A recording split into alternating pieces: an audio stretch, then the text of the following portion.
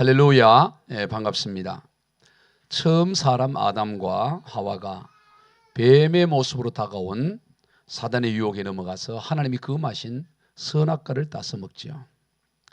선악과를 따서 먹으면 하나님과 같이 될 것이라는 사단의 유혹 때문이었습니다. 그래서 그 말을 듣고 선악과를 보니까 정말 저것을 따서 먹으면 정말 하나님과 같이 될 것 같은 그런 생각이 든 것입니다. 그전에는 사단의 소리, 뱀의 소리를 듣기 전에는 뭐 그런가 보다 이렇게 생각했는데 저거 먹으면 하나님과 같이 된다. 그 말을 듣고 봤더니 정말 보암직도 하고 먹음직도 하고 지혜롭게 할 만큼 탐스럽기도 하고 저것만 먹으면 정말 하나님과 같이 될 것으로 그렇게 생각되는 것입니다. 그래서 그것을 따서 먹지요. 오늘 보면 6절을 한번 봅시다. 시작. 여자가 그 나무를 본즉 먹음직도 하고 보암직도 하고 지혜롭게 할 만큼 탐스럽기도 한 나무인지라. 본즉 자세히 살펴보니까 그렇더라는 거예요. 그래서 그것을 따서 먹습니다. 여기에서 우리는 이 여자 하와의 문제를 발견하게 되는데요. 우리가 보다 보면 그럴 수 있어요. 야, 저거 먹으면 정말 하나님 같이 되겠구나. 내가 원하는 게 이루어지겠구나. 그런 생각이 들 수 있죠. 그러면 그때 하나님께 물어봐야 되는 거예요. 하나님, 뱀이 선악과를 먹으면 하나님 같이 된다 그러는데 하나님 먹으면 죽는다 그랬잖아요. 그런데 뱀은 저거 먹으면 된다 그러는데 그거 어떻게 된 거예요? 그렇게 물어봐야 그게 정상 아니겠어요? 그런데 이 아담과 하와는 물어보지 않고 그런 것을 따서 먹는 것을 보게 되는 것입니다. 여러분, 오늘 우리의 인생의 문제도 여기 있어요. 생각이 들 수 있지요. 이렇게 하면 좋겠구나. 이렇게 하면 정말 될 것 같구나. 그런 마음이 들 수 있습니다. 그럼 그때 뭘 해야 되느냐? 물어봐야 돼요. 하나님, 이거 어떻게 된 거예요?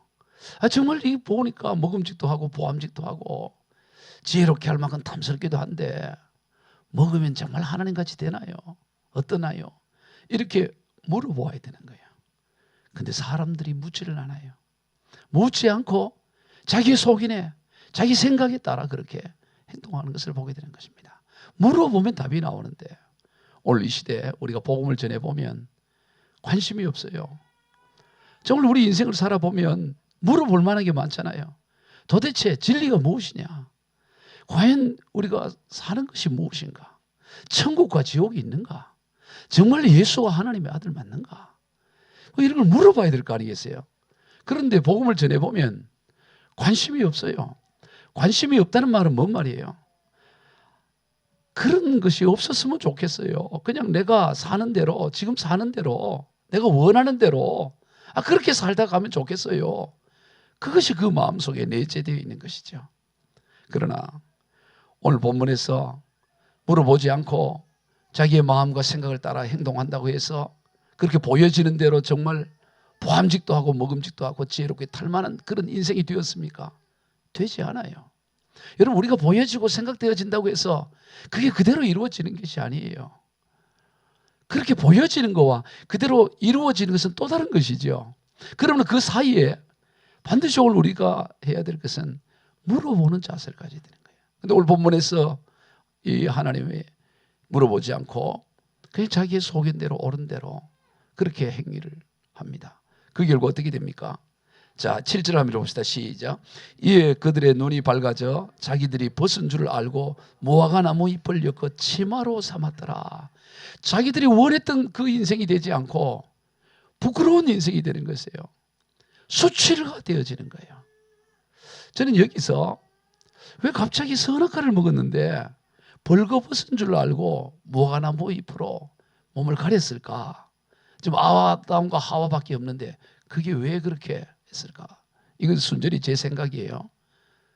여러분, 하나님께서 인간을 창조하셨을 때 아담과 하와를 이렇게 흙으로 아주 아름답게 또 멋있게 이렇게 창조했을 때 그냥 그렇게 창조한 모습대로 아담과 하와가 살았을까요? 아니면 뭔가 옷을 입고 살게 했을까요?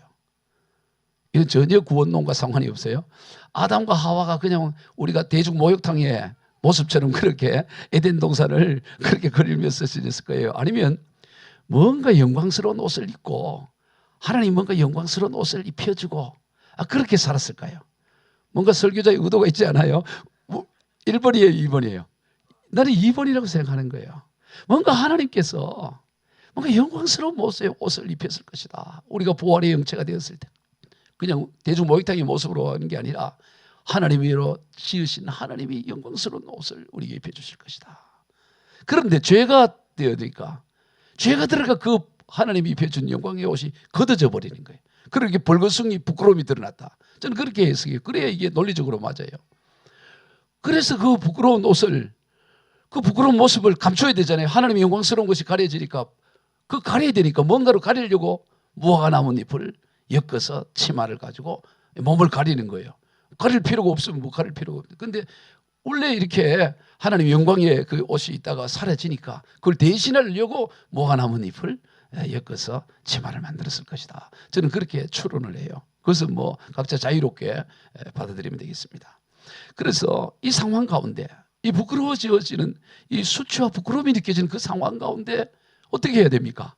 치마를 엮기 전에 무화과 나뭇잎을 따서 옷을 만들려면 뭐 옷 만드는데 금방 만드는 게 아니잖아요. 그거 막 꿰매고 뭐 하려면 그 전에 뭐를 또 해야 돼요? 물어봐야지.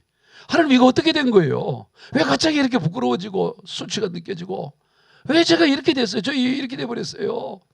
아니 따먹었는데 나는 하나님같이 될 줄 알고 그냥 했는데 이 모습이 됐는데 하나님 어떻게 하면 좋아요? 그때라도 물어봐야 될 거 아니에요. 그때라도 물어봐. 신앙은 뭐 하느냐? 자꾸 하나님께 물어보는 거예요. 어떻게 하면 좋아요? 이게 왜 이렇게 됐어요?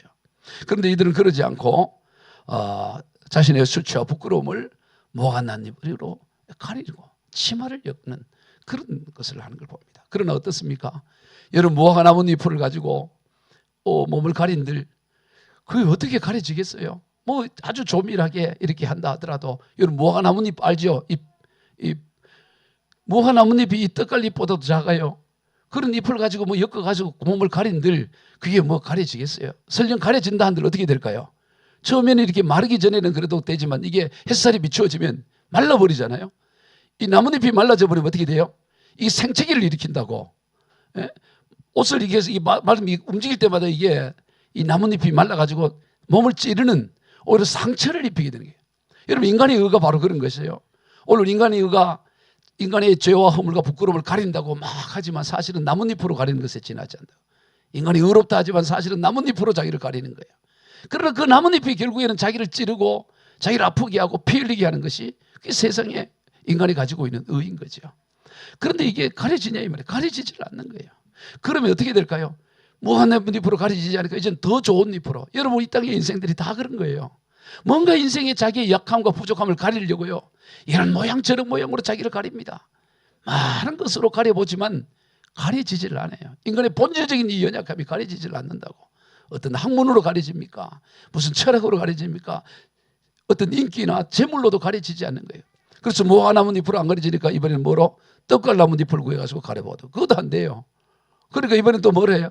야 이거 좀 부드럽고 좋은 게 뭘까? 내가 한번 가만히 생각하니까 그 잎 중에 그래도 괜찮은 게 토란잎은 괜찮아요. 토란 여러분 알아요? 토란잎은 크잖아. 토란잎으로 가려보기도 하고. 그래도 토란잎도 마르면 찔린다고. 여러분 토란 알죠? 토란. 토란잎이 아주 부드럽잖아요. 뭔 잎이라도 다 말라지면 마르기 전에는 그래도 부드럽고 그래도 마르면 이게 찌르게 되는 거예요. 여러분 인간의 의가 그런 거예요. 이 세상의 의라는 것이 자기를 이렇게 세운다는 것이 다 마른 나뭇잎 같아서 끊임없이 우리 인생을 찌르고 또 찌르는 것입니다. 그러면 아프면 그때라도 주님 앞에 나가야 되잖아요. 잎을 가렸는데 이게 막 찔러. 이것도 안 되네 하면 그때라도 주님 앞에 나가서 이거 어떻게 해요? 저 어떻게 자꾸 찌르고 아프긴 한데 가린다고 가려지는데 가려지지도 않는데 그때라도 주님 앞에 나가야 된다 이 말이에요.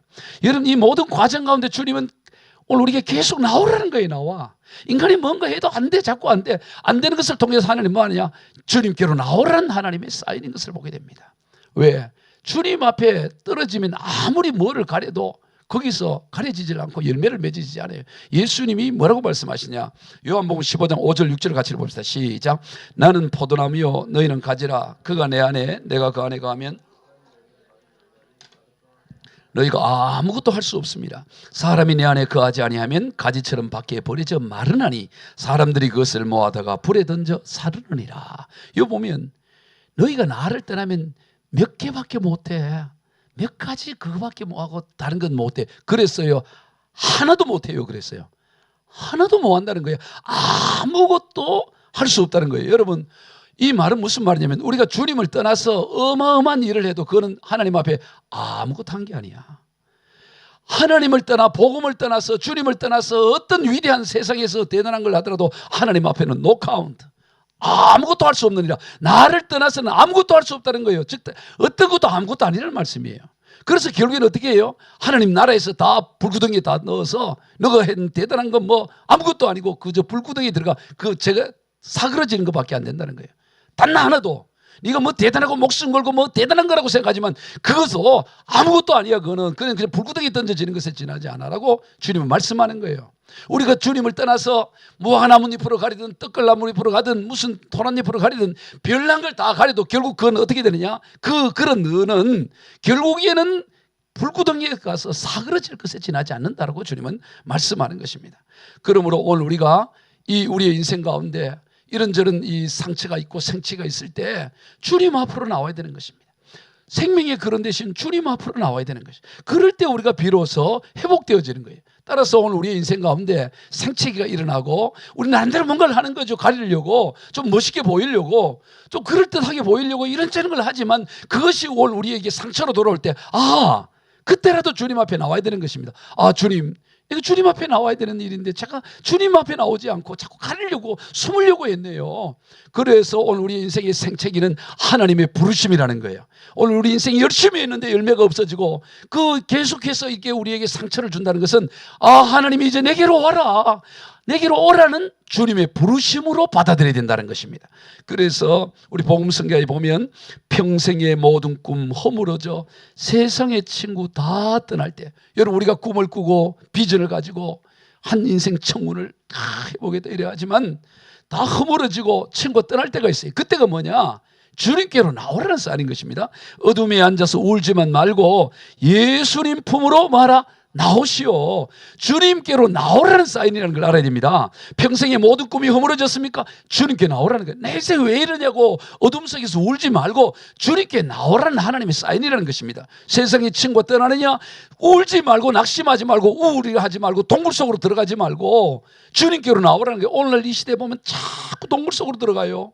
어려움이 있고 마음에 상처가 되고 그러면 얼마나 많은 사람들이 동굴 속으로 들어간들 막장 마지막에 너희들 동굴 속으로 들어갈 수 없으니까 한강에서 뛰어내리고 건물에서 뛰어내리고 스스로 이 생태 같은 생명을 끌어버리는 일을 보는 거예요. 여러분 우리 인생계 가운데 세상의 꿈이 무너지고 세상의 친구가 떠날 때는 주님께 나오라는 거예요. 예수님은 나의 생명 믿음 소망 사랑 되시니 십자가 보혈 자비의 손길로 상처 입은 너를 고치시리. 아멘.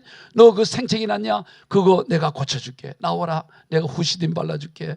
마데카솔 발라줄게. 이 발라주는 거예요. 우리 상처를 주님은 십자가 보혈로 발라준다는 거예요. 그런데 그걸 피하고 도망가면 됩니까?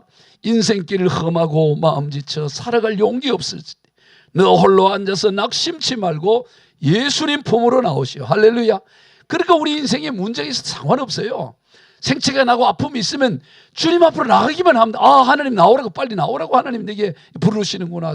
하나님 지금 나갑니다 하고 달려나가면 된다는 것입니다. 그것이 신앙의 길인 것이죠. 그런데도 불구하고 오늘 본문에서 이 아담과 하와는 어떻게 합니까?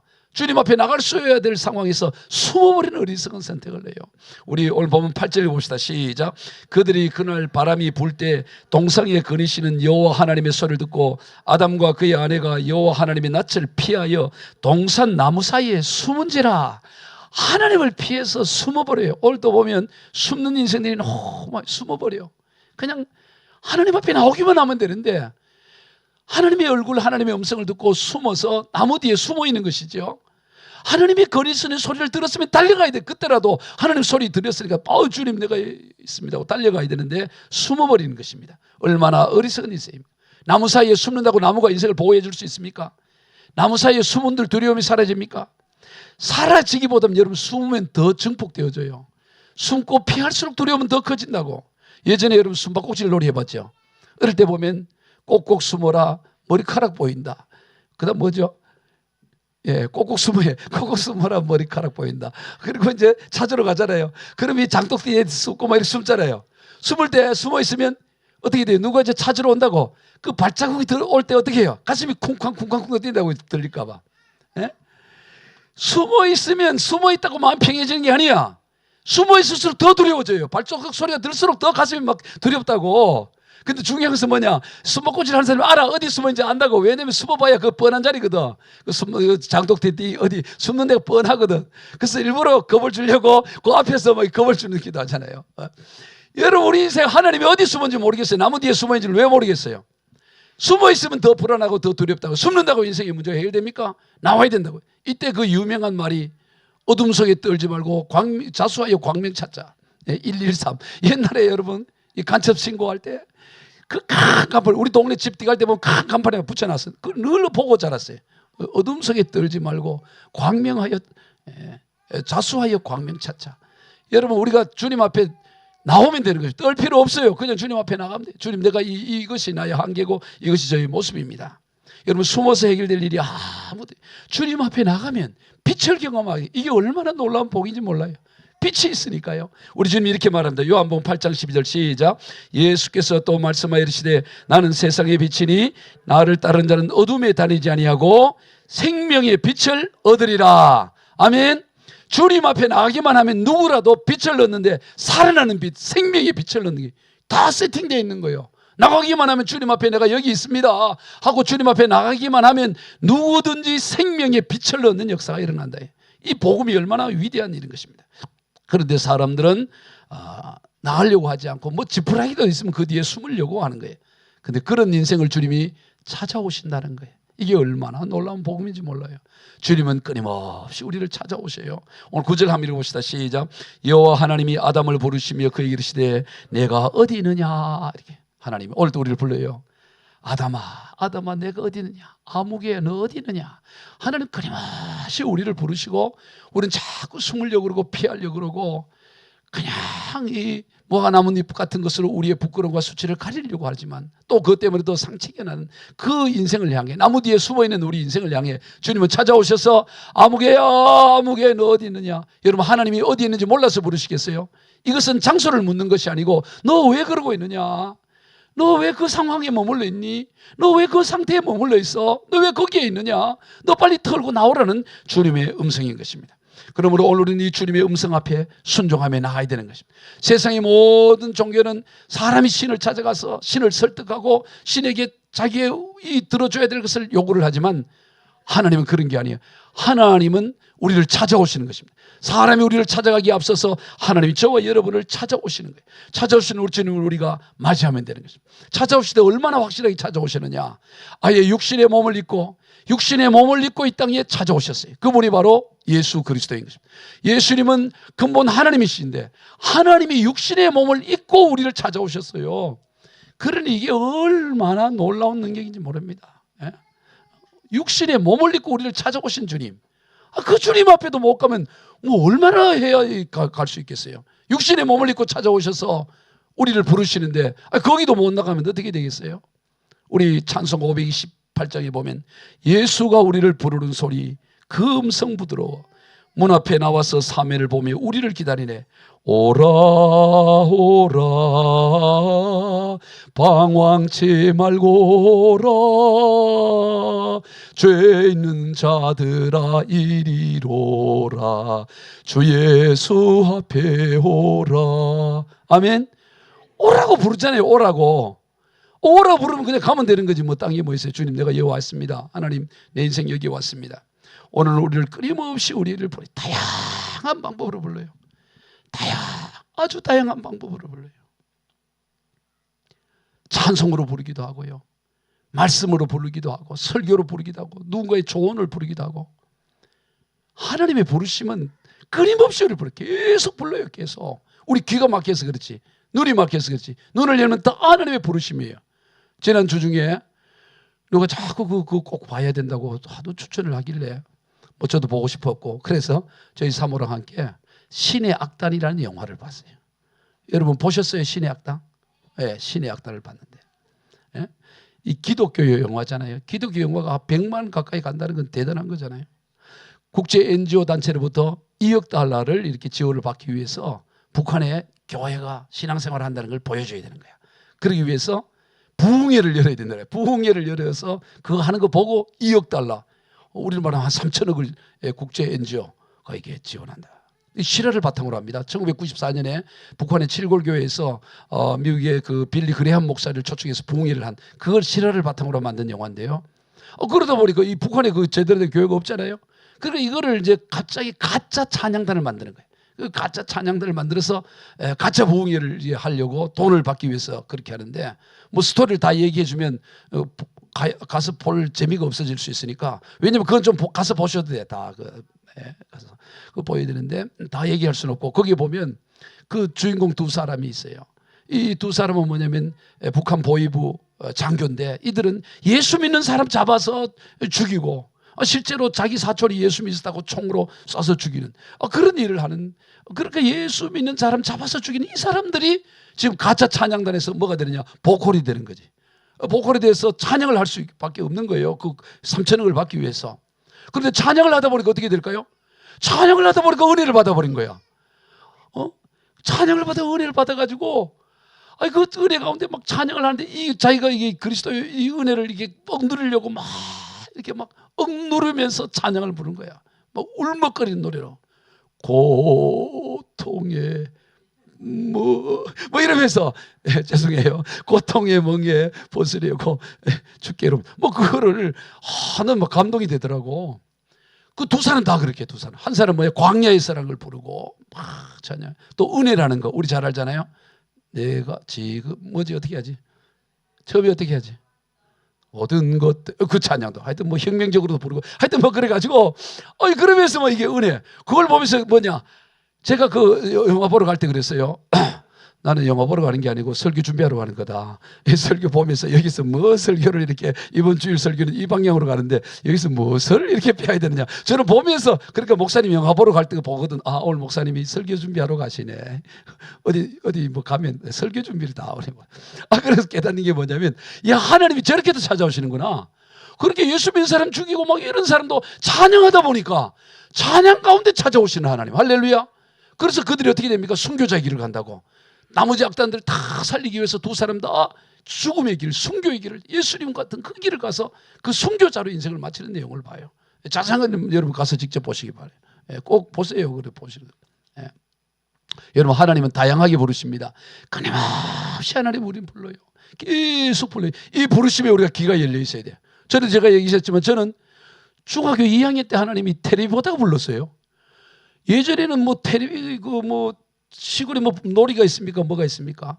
초등학교 어릴 때 3학년 때가 이 전기가 처음 들어와가지고, 그때 주말은 MBC 주말의 극장, 그 다음에 뭐 옛날 얘는 뭐 그런 이 영화들을 이렇게 보여줬어요. 안 자고 막 보고 했다. 근데 어느 날 하루 크리스마스 때 그렇게 보고 있는데 뭐를 틀어줬냐? 10개를 틀어줘. 10개. 10개는 영화를 틀어줬는데 막 그거 제가 울면서 봤어요. 저 울면서. 와, 저거 믿어야 되겠구나. 그래갖고 며칠 뒤에 시내 나가고 십자가 구해가지고 내 책상 앞에다 십자가 걸어놓고, 그리고 학교 갈 때 그 앞에서 내가 기도하고, 갔다 와서 기도하고. 나는 교회도 한 번도 가본 적 없고 예수님 누군지도 몰랐는데 영화 보고 믿어가지고 지금까지 목회 길을 여기까지 왔다고. 그때부터 뭐 기도 어떻게 하는지도 모르고 그냥 기도하는 거죠. 옆방에는 신주단지가 있었는데, 옆방에는 신자지고 내 방에는 십자가 있고, 그래서 기도하고. 네?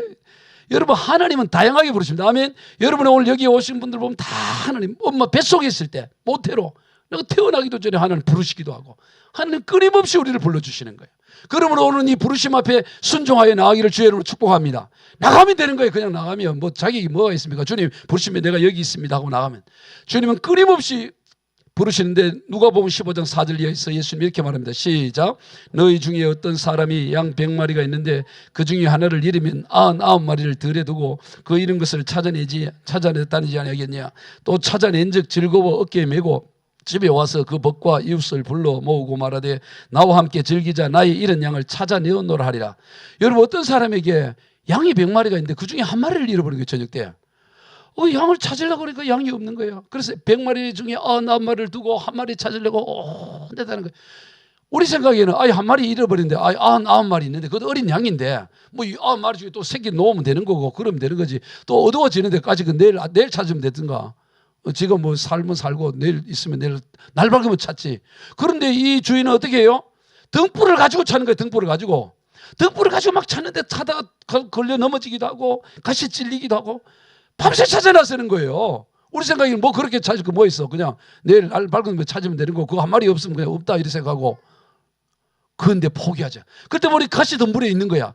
그걸 올 때 어떻게 합니까? 자기 목에 메고 와요. 목에 메고 와서 뭘 하냐? 잔치를 벌려버려. 그 한 마리 값보다 잔치값이 더 들 거예요. 잔치값이. 잔치값을 들 만큼 더 큰 비용을 지불하면서 그 한 마리를 너무너무 기뻐하는 거예요. 그러면서 이런 말씀합니다. 주님이 누가복음 15장 7절 시작. 내가 너희에게 이르노니 이와 같이 죄인 한 사람이 회개하면 하늘에서는 회개할 것이 없는 의인 99으로 말미암아 기뻐하는 것보다 더하리라. 여러분, 의인 하나만 써도 얼마나 굉장해요. 의인 99 사람에 대한 기쁨이 얼마나 큽니까? 그런데 의인 99명에 보다도 죄인 한 사람이 회개하고 주님 앞에 돌아오고 찾는 것을 하나님은 더 기뻐하신다고 말하는 거예요. 자, 그럼 여기서 질문해 봅시다. 100마리가 아니고 1000마리면 어떨까? 1000마리. 1000마리면 999마리를 남겨놓고 갈까요? 1000마리니까 뭐 한 마리 정도. 그럴까요? 안 그럴까요? 1000마리여도 그럴 거라고. 그래서 내가 일부 예배 드렸어요. 80억 마리라면 80억 마리고 한 마리가 사라졌어. 그때도 주님은 찾아 나설까요? 안 찾아 나요? 80억 나서요?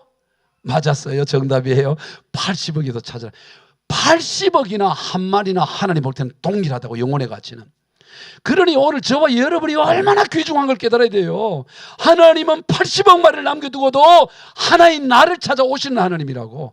그분이 우리 하나님이시라고. 그러니 그 부름 앞에 우리가 나가고 순종하며 나가야 되는 것이 당연한 거 아니겠어요? 그럴 때 하나님의 역사를 우리가 경험하는 거예요. 그게 신앙이에요. 주님 우리를 끊임없이 찾아요. 오늘도 끊임없이 찾아와요. 우리를 먼저 주님의 찾음에 왔고 아직도 찾고 있는 사람들이 아직 찾아. 예? 오늘 우리가 뭐 해야 되느냐? 내가 어디 있느냐? 찾으신 주님의 음성이 되어야 돼. 오늘 저와 여러분의 음성이 되어져서 만나는 사람마다 찾아야 된다고. 왜? 80억을 두드려도 그 하나 찾으려고 기꺼이 주님을 찾아 나서니까 그 하나를 인해서 80억 의인보다도 그 하나를 더 기뻐하시니까. 그러니까 우리가 찾아 나서야 되는 것이. 그게 오늘 저와 여러분이 해야 될 일이에요. 마지막으로 우리 여기 한 가지 의문 드린 게 있어요.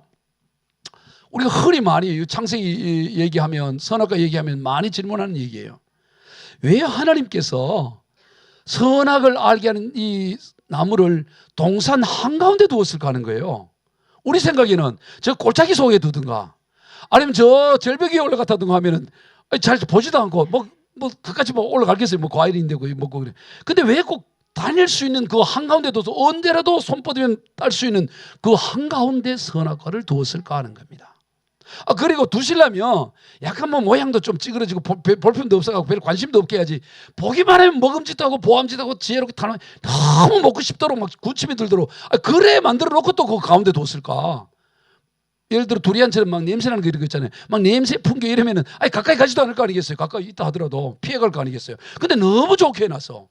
왜 그랬을까? 또 아니 그걸 두시면 하나님 비록 너 먹는 날에 죽는다 그렇게 말씀하시더라도 그 인간 아담과 하와니 그것을 먹을 것을 하나님은 알았을까 몰랐을까?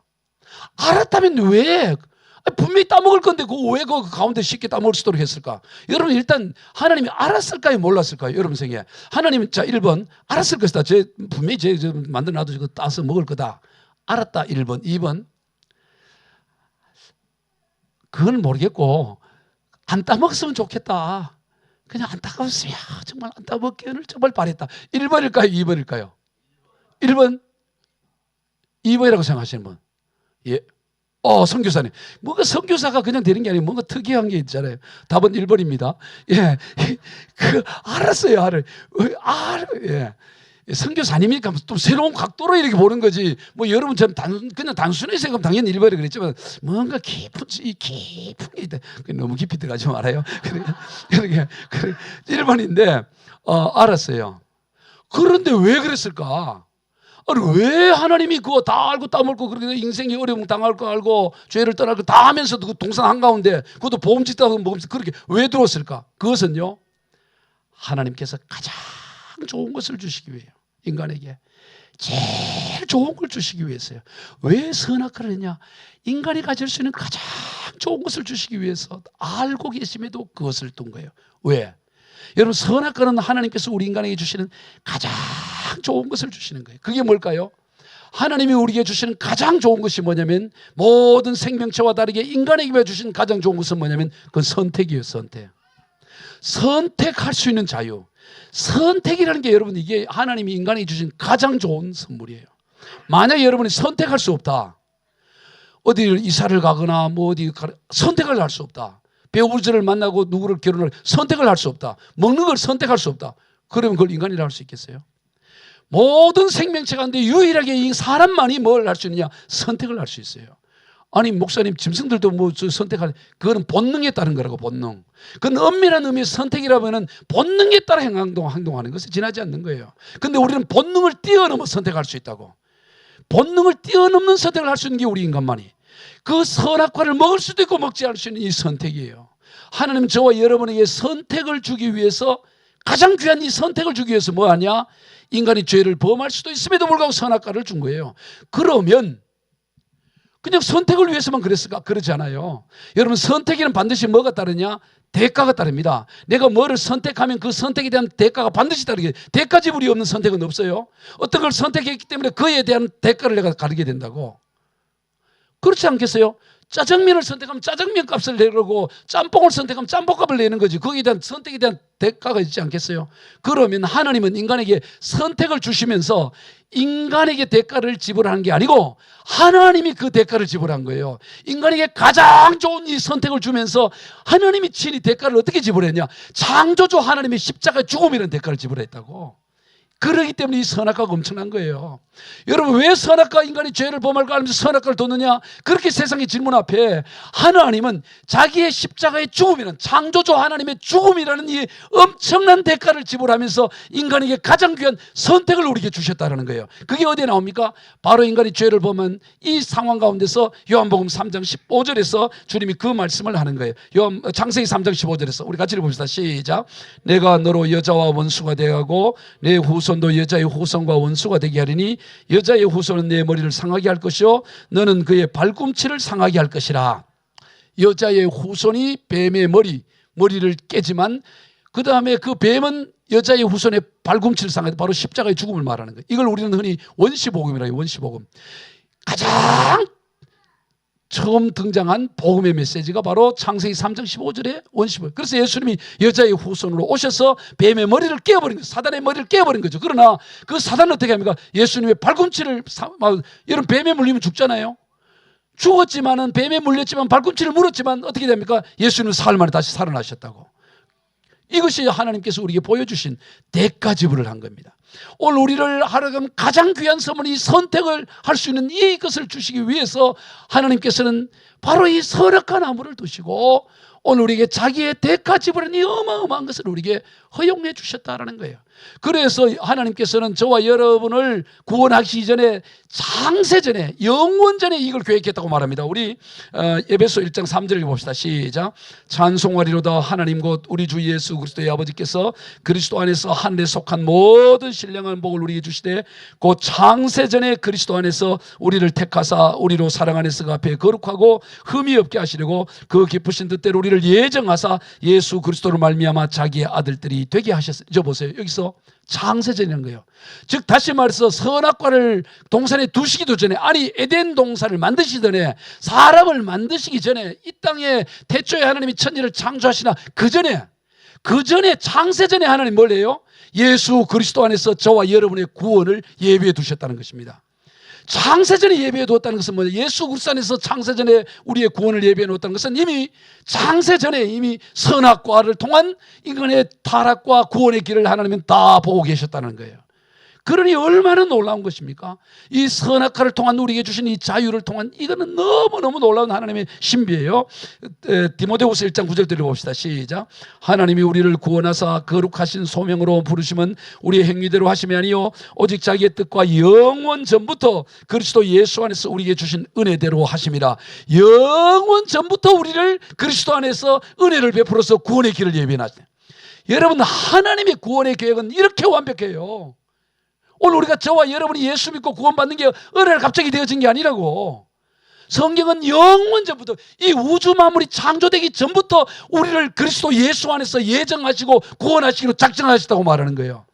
그러니 얼마나 우리가 이 구원받음에 대한 이 감격과 이 은혜가 커야 될지 몰라요. 아니, 어느 날 갑자기 그 TV에서 주말에 영화 본다고 보고 있었는데 중학교 2학년 아이가 쉽게 보고, 그래서 구원받아. 그 이전 영원 전에 주님은 구원의 길을 예비해 놓으셨다는 거예요.